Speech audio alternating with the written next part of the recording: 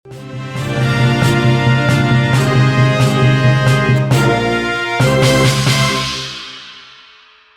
anggota BRIMOB bernama Barada Muhammad Kurniadi gugur terkena tembakan kelompok kriminal bersenjata KKB saat melakukan penyergapan. Peristiwa ini berawal dari terdengarnya bunyi tembakan di sekitar Polsek Kiwirok yang berada persis di sebelah landasan pacu Bandara Kiwirok. Sementara KKB berada di seberang landasan pacu.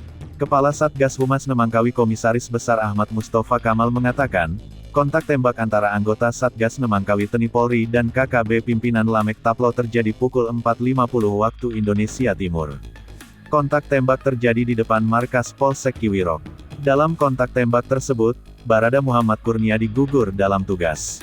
Usai kontak tembak, KKB kabur lompat ke jurang. Dari laporan radio di lapangan, Kurniadi tertembak pada pukul 5.15 waktu Indonesia Timur. Korban mengembuskan napas terakhir pada pukul 5.45 waktu Indonesia Timur. Saat membuka perimeter, terdapat tembakan yang menyebabkan peluru mengenai arteri ketiak kanan Baratu M. Kurniadi, kemudian diketahui KKB tersebut melompat ke jurang dan melarikan diri, kata Ahmad, Minggu, tanggal 26 September tahun 2021. Ia menuturkan, jenazah korban telah dievakuasi ke Oksibil, ibu kota Pegunungan Bintang, dengan helikopter pada pukul 7.16 waktu Indonesia Timur.